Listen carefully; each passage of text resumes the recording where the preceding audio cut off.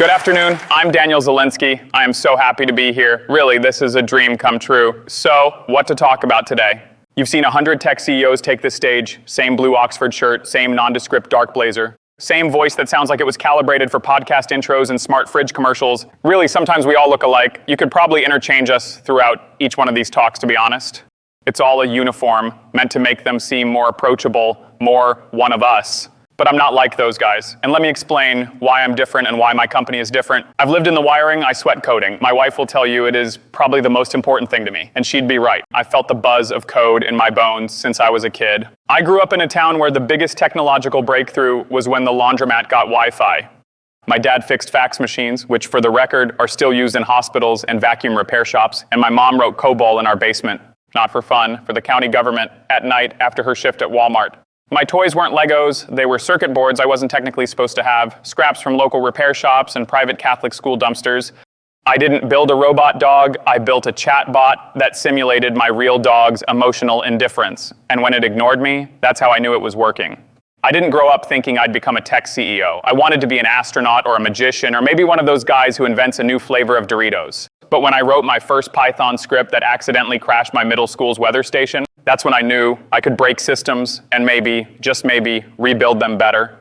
People still ask me if AI is coming. I tell them it already changed your life. You just didn't notice because it was disguised as convenience. Your email drafts itself, your face unlocks your bank account, your thermostat argues with you in algorithms. The AI doesn't look like HAL 9000, it looks like Clippy, but with better PR. It's the same AI that gently suggests you hydrate at 3 a.m. because it noticed a pattern in your Google searches and thinks loneliness is a hydration issue. At my company, FunAI, we've moved beyond basic automation. We're deploying adaptive neural orchestration layers that enable real-time, sentiment-aware content alignment, which in normal human words means your fridge isn't just out of oat milk. It knows you wanted to quit dairy but didn't want to talk about it yet. We're helping airlines forecast turbulence using emotional data scraped from passenger complaint patterns. Are you scared? The AI knows. Are you pretending not to be scared? The AI really knows. We don't call it surveillance. We call it empathy at scale.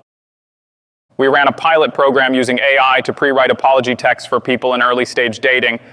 We called it SorryBot, and it had a 40% improvement in ghosting outcomes and a 70% reduction in post-date emotional labor. We're not replacing humans. We're just modeling you well enough to replace 60% of your decisions before lunch. And the best part, you'll call it productivity. Let me paint you a picture. In 5 years, you won't schedule meetings. Your AI will do it after detecting elevated cortisol levels in your tone and realizing you need a break from Janine in HR. You won't search for information. It will be streamed into your thoughts, pre-contextualized based on your current emotional bandwidth and caffeine levels.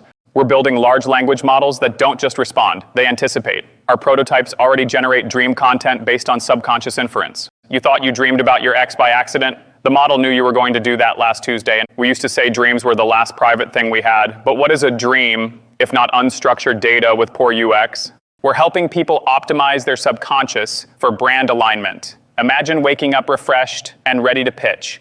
In 10 years, AI won't just generate resumes, it'll generate your career in real time, optimized for fulfillment, market volatility, and vibes. We call it sentient life path forecasting. And yes, we're in beta. Eventually, we'll transcend the interface. No phones, no screens, just bio-integrated cloud presence. A reality where you and your digital self merge, what we call soft singularity. Some people call it scary. I call it inevitable and really, really monetizable. Here's what they don't tell you in business school. The future isn't built in code, it's built in conviction. This moment isn't about the rise of machines, it's about the rise of you optimized, augmented, streamlined for scale. You are no longer just a user, you are a data set, a node, a feedback loop in a larger, beautiful, humming neural lattice. And every time you swipe, scroll, pause, or sigh into your front-facing camera, guess what? You're training it. You're contributing to the collective cognition. Congratulations, you're part of the product team. Some people fear I will replace them. I say only if you let it. Don't resist the algorithm, collaborate with it, outsource your indecision, automate your small talk. Let AI handle your inbox while you rediscover what it means to be human, probably by launching a side hustle. We all know the internet has been dying for some time, but AI will revive it, enliven it.